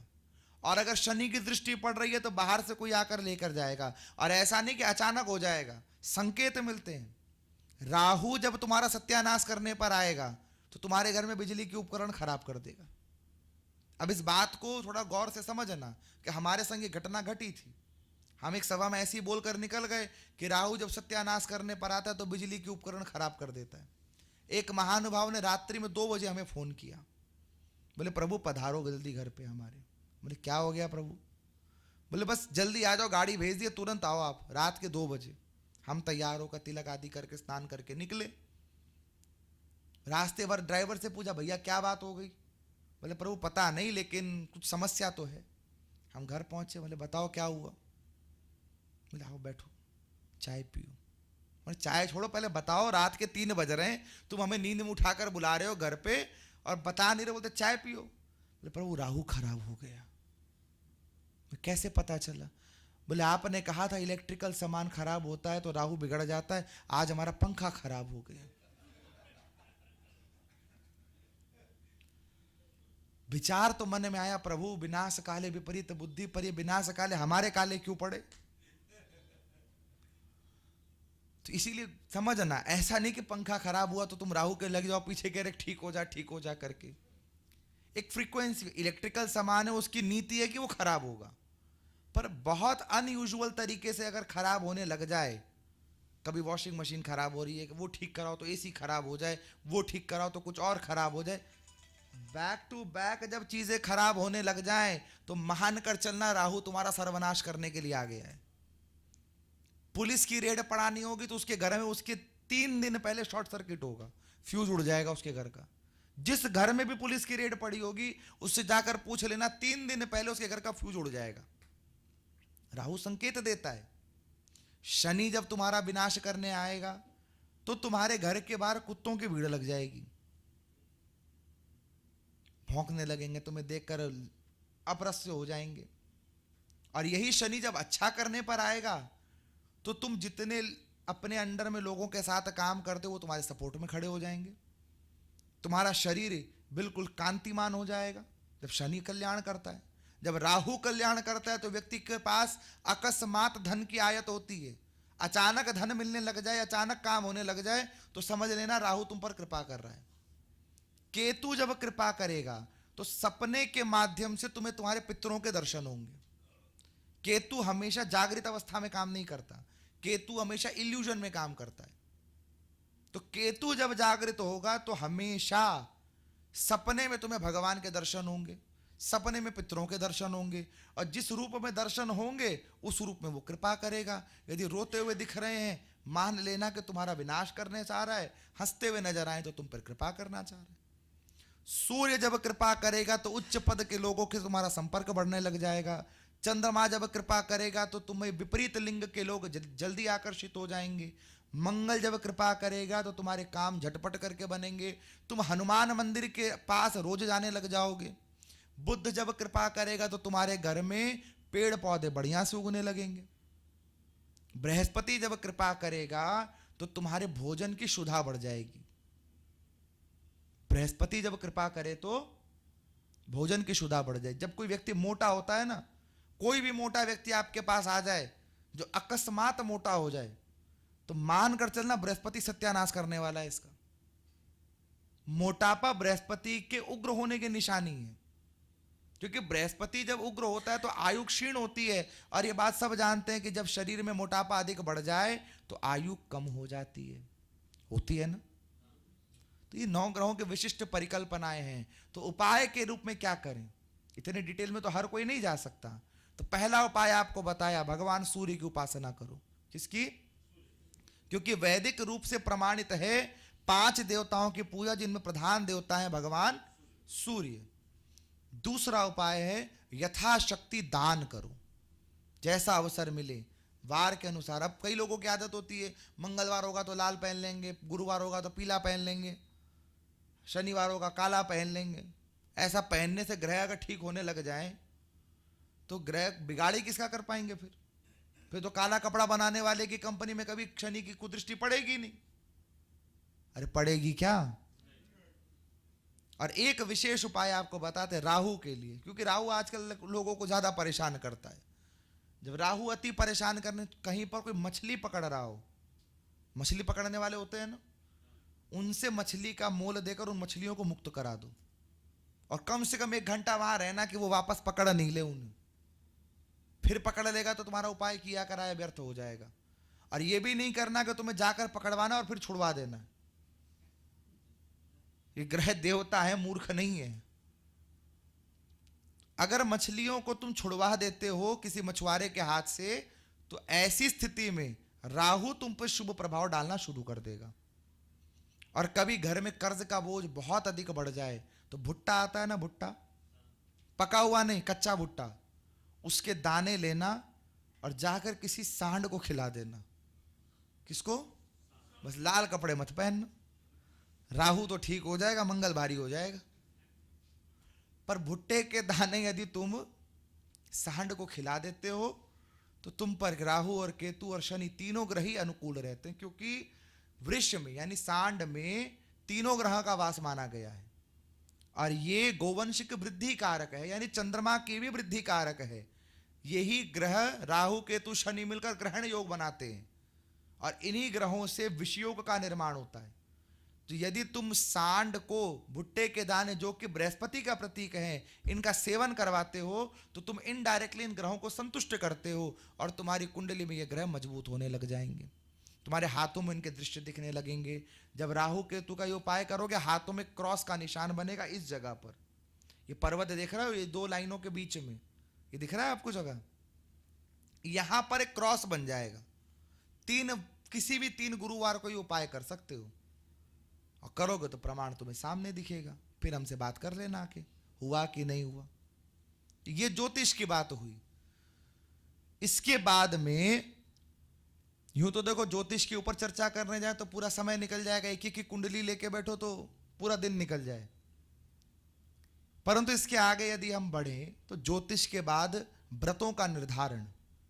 आजकल बड़ी समस्या है लोगों में, कौन सा व्रत करें, कौन सी तिथि को ग्रहण, इस वाली को करें कि उस वाली को करें, ये इस दिन को करें। आजकल जन्माष्टमी 3 हो गई, एकादशी 2 हो गई, दीपावली 2 हो गई, पिछले साल ही दीपावली 2-2 दिन मनाई गई। तो किस चीज की हम श्रेष्ठता को ग्रहण करें? तो उसके उपाय के लिए बताया कि एकादशी में जो स्मार्त हैं यानी वैष्णव दीक्षा से रहित हैं वो पूर्व दिवस वाली एकादशी ग्रहण करें, पर दशमी युक्त एकादशी कभी ग्रहण नहीं करें। कई बार होता है एकादशी सूर्योदय पर शुरू हुई और अगले दिन सूर्योदय पर भी है, तो स्मार्तों को पूर्व दिन वाली एकादशी ग्रहण करनी चाहिए और वैष्णवों को अगले दिन वाली द्वादशी युक्त एकादशी को ग्रहण करना चाहिए, पर दशमी युक्त एकादशी को कभी ग्रहण नहीं करना चाहिए। दशमी युक्त एकादशी हो तो उसका त्याग करना चाहिए। तो उस एकादशी को ग्रहण नहीं करना चाहिए। उसके बाद जन्माष्टमी आदि व्रत, सूर्योदय के बाद अष्टमी शुरू हुई, अगले दिन आधे दिन में खत्म हो गई, अगले दिन रात्रि में है नहीं, पर क्योंकि ये रात्रि प्रधान समय व्रत है इसीलिए जन्माष्टमी का व्रत हमेशा रात्रि प्रधान तिथि में ही होना चाहिए। यानी जिस दिन रात्रि में अष्टमी पड़े उस दिन जन्माष्टमी का व्रत करो, वो सिद्ध श्रेष्ठ व्रत कहा गया। इसके बाद में पितरों का पूजन कब करें? पितरों की तिथि में भी समस्या होती है। आज एक तिथि है, कल अगली तिथि और ये बीच में एक और तिथि आ गई और श्राद्ध इस तिथि पे निकालना है कि उस तिथि पे निकालना है। तो पितरों की तिथि हमेशा मध्याह्न व्यापिनी ग्रहण करनी चाहिए। पितरों का भोजन कभी सुबह 7 बजे नहीं होता। कई लोगों क्या देते हैं, पंडित जी को सुबह 7 बजे फोन करेंगे, पंडित जी हमें 8 बजे ऑफिस से निकलना है, 7 बजे भोजन करके चले जाओ। तुम्हारे पितृ उस समय भोजन नहीं करेंगे। पितृ हमेशा कोपिन समय जिसको कहा गया है, रामायण में भी यह शब्द है कोपिन समय। कोपिन समय जब भगवान भुवन भास्कर बिल्कुल मस्तक पर विराजमान हो, मध्याह्न का समय हो, ऐसे समय पर ही पितृ भोजन को बैठते हैं। यानी दोपहर में 12 बजे ही पितरों के निमित्त भोजन कराना चाहिए। तो उस समय पर जो तिथि विराजमान हो उसके अनुकूल श्राद्ध होना चाहिए। समझ में आई बात आपको? इसके बाद में देवर्षि नारद ने आयुर्वेद पर बहुत चर्चा की है और कहा कि जैसे व्यक्ति के शरीर में रोग और शरीर के भीतर में जल का निर्धारण होता है, उसी प्रकार वृक्षों में भी उसी रूप से निर्धारण होता है। तो जीव और ये जड़ जगत एक दूसरे से जुड़ा हुआ है। चैतन्य और जड़ एक दूसरे से जुड़ा हुआ, और इसके मूल देवता है भगवान धन्वंतरी। कौन है? धन्वंतरी। भगवान धन्वंतरी ने आयुर्वेद की रचना की है और कहा ये चराचर जगत इन वृक्षों से पल्लवों से युक्त होकर के जीव जगत के समस्त संसारिक कष्टों का निवारण कर सकता है। कई प्रकार की औषधियों का वर्णन किया, कई प्रकार के व्रतों का वर्णन किया कि इस प्रकार से इन व्रतों को करने से व्यक्ति के शरीर के रोग नष्ट हो सकते हैं। व्रत के लिए विशेषता से कहा गया है। आजकल एक शब्द चला है, आपने सुना है कि नहीं पता नहीं, इंटरमिटेंट फास्टिंग। सुना है आपने? नारद पुराण चीख चीख कर कह रही है निश्चित समय पर भोजन करो। दशमी एकादशी, दशमी से भोजन एक समय करो, द्वादशी को एक समय करो, एकादशी को करो ही मत। और जब भोजन करो तो उचित समय देखकर करो। अष्टमी की रात को भोजन मत करो। ऐसे कई तरह के भोजन के निषेध बताए गए हैं। इंटरमिटेंट फास्टिंग की चर्चा भी हुई है वहां पर हमारे लोग तो ये स्वीकार करने को तैयार नहीं है कि पुराणों में कैसे वर्णन हो गया इन सब चीजों का, हम लोग कैसे स्वीकार करेंगे इन बातों को। तो नारद पुराण ये इन सारे बातों को लेकर, जैसे एक उपाख्यान में आपको सुनाऊं कि राजा घई नाम के एक राजा की चर्चा हुई है। कौन से नाम की? घई। और राजा घई ने अपने जीवन काल में उनको कोढ़ का रोग हो गया, पूर्व जन्म के प्रारब्ध के प्रेरित होकर के कोढ़ का रोग हुआ। और राजा घई ने इस रोग से बचने के लिए अपने सभी सभासदों को बुलाकर अपने आप को जंगल में पहुंचा दिया। कहा जंगल में मैं वृक्ष पल्लवों के बीच में रहूंगा तो इस रोग से मुक्त हो जाऊंगा। और वहां वृक्षों से एक औषधि निकालते थे, उस औषधि की एक विधि बताई गई है। उस औषधि का लेपन करके ताल के पत्तों से उसे ढक देते थे। 1 वर्ष में उनका पूरा कोढ़ नष्ट हो गया और उन्हें पुनः यौवन की प्राप्ति हो गई। ऐसे कई तरह के उपाख्यान यहां विराजमान हैं। इसके उपरांत आयुर्वेद की चर्चा करने पर संगीत की चर्चा हुई। अब संगीत यद्यपि बड़ा व्यापक विषय है, संगीत में वो शक्ति है कि देवताओं को छोड़ो, स्वयं नारायण के निद्रा योग निद्रा को भंग कर सकता है। और संगीत के सर्वप्रथम आचार्य हैं भगवान शंकर। कौन है? भगवान शंकर संगीत के प्रथम आचार्य हैं। और संगीत की देवी माता भारती सरस्वती। और माता सरस्वती के साथ में इस कला को संसार में विस्तारित करने के लिए जो स्वरूप है, क्योंकि शिव आचार्य हैं तो गुरु मां के पद पर भगवती कालिका विराजमान है। इसीलिए भगवती काली का एक स्वरूप है मातंगी। स्वरूप है ना मातंगी। 10 महाविद्याओं में एक स्वरूप है भगवती का। हाथ में वीणा धारण करती है भगवती। और इसके लिए भगवती का एक स्वरूप बना नील सरस्वती। घोर रूपे महारावे सर्वशत्रु भयंकरी भक्ते भ्यो वरदे देवी त्राहि माम शरणागतम जड़ानाम जड़ताम हंतिम मूढ़ताम हरमे देवी त्राहि माम शरणागतम। भगवती त्राहि माम को हरती है, त्राहि को नष्ट करती है। संगीत के अलग अलग विधाओं में आरो अवरो सहित 73 रागों का वर्णन किया। कितने? 73। और फिर उनके ब्रांचेस, सब ब्रांचेस का विस्तार अलग से करके बताया। संगीत की बड़ी व्यापक शक्ति है। जैसे शिव तांडव स्तोत्र आप गाते हो ना, जटाटवी गलज्जल प्रवाह पावित स्थले गलेव लंब्य लंबिताम भुजंग तुंग मालिकाम डमट डमट डमट डमन निनाद वड्डमरवयम चकार चंड तांडवम तनोतु न शिव शिवम। इसी प्रकार गुजरात में भी इसी तांडव को अलग तरीके से गाया जाता है। शैल श्रृंग मद विधाल, वहां की भाषा में शैल श्रृंग मद विधाल डमरू डम डम डबाल, इस शब्दों के मतलब शब्दों की ध्वनि को लेकर के भगवान शंकर के तांडव को गाया जाता है। व्याकरण के 14 सूत्र भगवान शंकर के डमरू से प्रकट हुए। व्याकरण के आचार्य भी भगवान शंकर हैं। इस प्रकार नारद जी आगे फिर पुराणों का वर्णन करते हैं। गया तीर्थ में श्राद्ध का वर्णन करते हैं। 18 पुराणों के महात्म्य का वर्णन करते हैं। और कहा गया तीर्थ में जो एक बार श्राद्ध कर दे उसके पूर्वजों की सतत मुक्ति हो जाती है। योग दर्शन का वर्णन करते हैं, योग की समाधि का वर्णन करते हैं कि योग से व्यक्ति भगवान नारायण को प्राप्त कर सकता है। गया में 5 दिन का और 15 दिन का और 16 दिन का वर्णन है। 5 दिन का एक व्यक्ति के लिए यदि विधान किया जाए तो उसकी मुक्ति है, पर समूल पितरों का यदि उद्धार करना हो तो 16 दिन का विधान बताया। अब आजकल नया चला है 3 दिन का विधान, तथाकथित पंडितों ने चालू करवा दिया, तो इससे समूल नष्ट हो गया सनातन की संस्कृति का। स्वपिंड दान का विधान बताया। आपको लगता है आपके कुल में ऐसा कोई नहीं जो आपके मरने के बाद आपको पिंड दान देगा। आप गया में जाओ, अपने आप का पिंड दान आप कर सकते हो। अब अपने लिए पूजा करोगे तो बढ़िया से ही करोगे। अपने आप का पिंड दान आप कर सकते हो। और वो पिंड दोगे किसको? वो पिंड दिया जाएगा भगवान नारायण को कि हे प्रभु, जब मेरी मृत्यु हो तो ये पिंड आप सविधि मुझे प्रदान कर देना। 16 दिन तक जो गया श्राद्ध करवाकर, भागवत का मूल पाठ करवाकर अपने पितरों को मोक्ष प्रदान करता है, ऐसे व्यक्ति सीधे ही नारायण लोक को जाते हैं। 18 पुराणों की महिमा का वर्णन किया।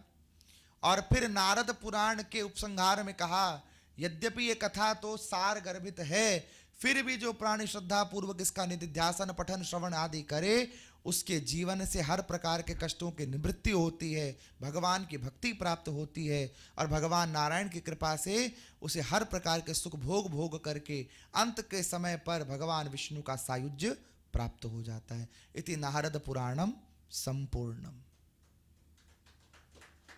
अब आप में से किसी का प्रश्न हो तो जल्दी जल्दी आप पूछो। राहु केतु में गुरुत्वाकर्षण का प्रभाव ऐसा है कि राहु का स्थान बताया गया चंद्रमा के नॉर्दर्न नोड पर और केतु का स्थान बताया गया चंद्रमा के सदर्न नोड पर। तो जब चंद्रमा के नॉर्दर्न नोड और सदर्न नोड का ग्रेविटेशनल पुल है तो राहु केतु के ग्रेविटेशनल पुल के बारे में उसको स्वीकार किया गया, चंद्रमा से अलग हो गया।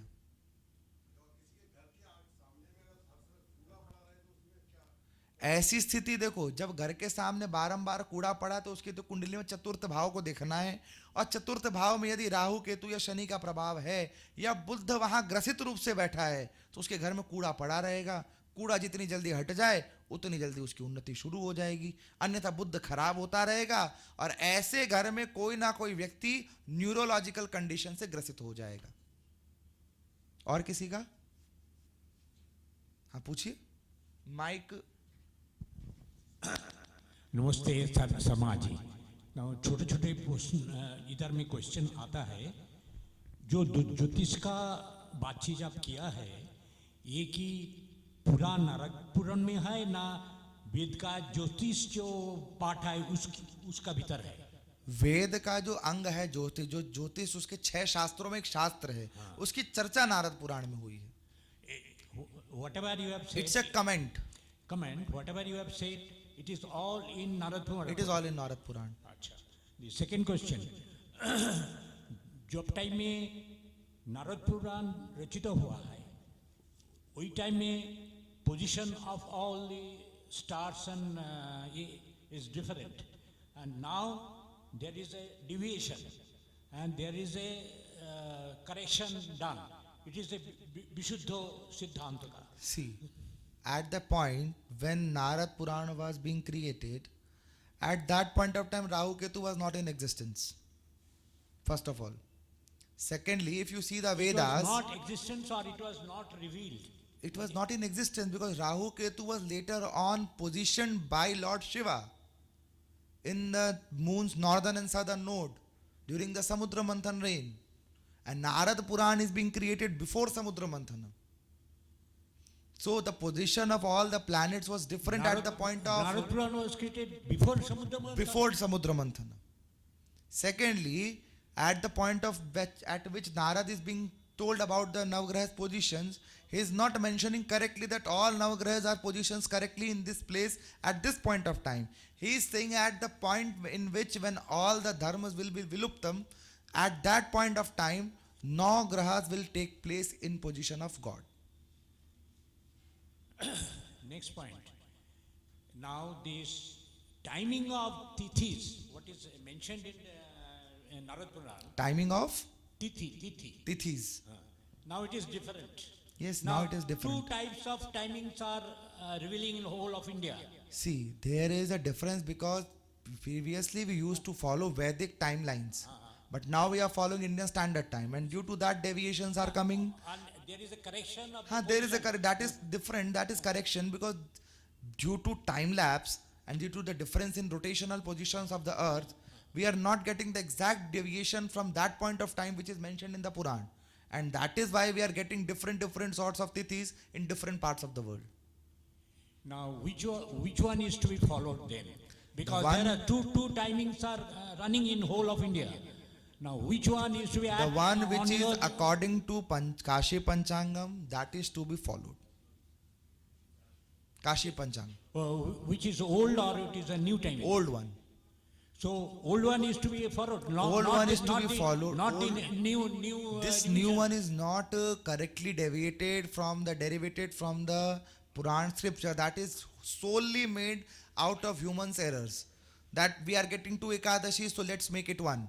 But in the old, that is not clearly mentioned like that. If it is coming in 2 days, it is mentioned in 2 days. And now it is our discretion that whether we should follow the later day or the previous day according to Puranas. In whole of North India is following the corrected position. The whole of North India is following the corrected position, but still there are, when we are going to find a good muhurta, we are following the old positions only.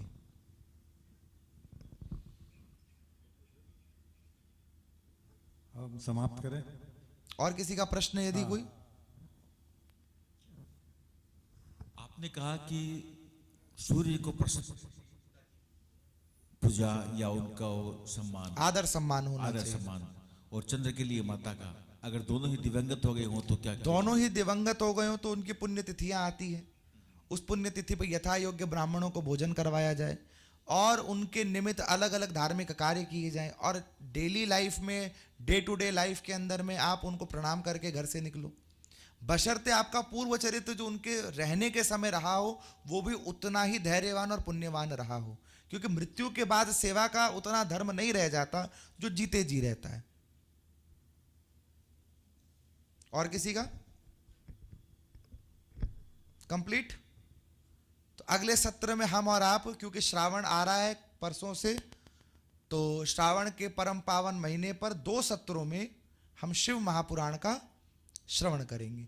और कल गुरु पूर्णिमा है, तो कल के लिए आपको एक विशेष उपाय मैं बताते चलूं। यद्यपि सबके लिए ये संभव नहीं कि गुरुजी उनके जहां पर भी है उनका पूजन करें, तो आपके घर के निकट जो भी शिव मंदिर हो या विष्णु मंदिर हो, उस मंदिर की प्रधान ब्योड़ी पर, गर्भगृह की दीवार पर स्वस्तिक चिन्ह जाकर जरूर बना कर आना, और उस मंदिर में भगवान को प्रणाम कर प्रणामी अवश्य चढ़ा कर आना, गुरु भेंट स्वरूप में। क्योंकि भगवान को ही स्वरूप में कहा गया, गुरुर् ब्रह्मा गुरुर्विष्णु गुरुर्देवो महेश्वर गुरुर साक्षात परब्रह्म तस्मै श्री गुरुवे नमः। और यदि जीवन में गुरु दीक्षा नहीं ली है तो कल यथा योग्य प्रयास करके अपने लिए उचित गुरु का निर्धारण करो, क्योंकि बिना गुरु के मुक्ति नहीं हो सकती। कहा भी है दोहों में, 4 लोक बैकुंठ में गुरु से बड़ा ना कोई। तो गुरु जीवन में होना जरूर चाहिए। गौरी तंत्र में भगवान शंकर कह रहे हैं, अगर जीवन में गुरु नहीं बनाया तो तुम्हारे जीवन में किया गया समस्त पुण्य ऊसर में बोए बीज के बराबर है। ये बिल्कुल वैसा ही है, बिना लाइसेंस की गाड़ी चला रहे हो, आप चला जरूर सकते हो, जिस दिन पकड़े गए उस दिन दुर्गति होनी निश्चित है। अखिल ब्रह्मांड नायक त्रिलोकी नाथ भी जब धराधाम पर आया उसने गुरु बनाया, और आप और हम यदि गुरु वर्ण ना करें, हम अपने संस्कारों से भ्रष्ट हो जाएंगे। इसीलिए अपने गुरु का सम्मान करते हुए कल जिनके गुरु हैं अपने गुरु जी को याद करो, जिनके दिवंगत हैं वो ईश्वरीय स्वरूप में ध्यान करो, और जिनके नहीं हैं वो जाकर गुरु बनाकर गुरु के चरण पकड़ो, तो ही आपका उद्धार हो सकता है, अन्यथा हमारा और आपका उद्धार नहीं हो सकता। बिना गुरु के मुक्ति नहीं है। और उपाय जो हमने बताया ये इसी भाव से कि प्रभु हमारे जीवन में गुरु का प्रादुर्भाव हो। कल चेष्टा पूर्वक अपने लिए उचित गुरु को चुनना और गुरु दीक्षा लेकर, गुरु मंत्र लेकर अपने जीवन का कल्याण करो। और गुरु बनाने का मतलब ये नहीं कि जिस किसी से भी मंत्र ले लिया, ये भी ध्यान रखना कि गुरु तो बना लिया। गुरु बनाने का मतलब उनको भगवान के समान ही देखना होगा। यहां पर किन किन के गुरु हैं यदि मैं जानना चाहूं तो हमारे भी हैं, पर अगर नहीं है तो हम यही कहेंगे भैया गुरु बनाओ, बिना गुरु के मुक्ति नहीं है। गुरु मंत्र निश्चित लेना चाहिए, ये वेदों ने भी कहा है, पुराण भी कह रहे हैं, संत समाज भी कह रहा है। इतने लोग कह रहे हैं तो गलत नहीं कह रहे हैं, और इस भावना में मत रहो। कई लोग कहते हैं कृष्णम वंदे जगत गुरुम, कृष्ण हमारे गुरु हैं। अरे भैया कृष्ण भी जब धरती पर आए तो सांदीपन को गुरु बनाया, उन्हें काहे की गुरु की जरूरत। जो वैष्णव संप्रदाय, निम्बार्क संप्रदाय, वल्लभ संप्रदाय, श्री कुल, रुद्र कुल, जितने भी प्रजापति कुल हैं, इनके भी गुरु संप्रदाय हैं। तो किसी भी संप्रदाय में जाओ, चाहे वैष्णव में जाओ, चाहे शैव में जाओ, चाहे शाक्त में जाओ, चाहे सौर्य में जाओ, पर गुरु अवश्य बनाओ। इस बात को गांठ बांध लो, गुरु बनाना है, कल ही बनाना है। खोजो गुरु को जाकर, नहीं मिल रहा तो भगवान के पास प्रार्थना करो। मीरा भाई को जब पता चला था ना गुरु नहीं होने से कुछ नहीं होता, भगवान कृष्ण के सामने बैठ गए, प्रभु मेरे लिए गुरु भेजो। भगवान ने भेजा रैदास को, और रैदास गुरु बने, श्री कुल के गुरु बने। रैदास तो श्री कुल के ही हैं, वैष्णव संप्रदाय में, जिस कुल के हमारे श्रीनाथ जी हैं। तो इसी भावना के साथ आप सबको गुरु पूर्णिमा और श्रावण की बहुत बहुत शुभकामनाएं। सावन में खूब भगवान शंकर को मनाओ, खूब जल चढ़ाओ। तब तक के लिए राधे राधे, हर हर महादेव।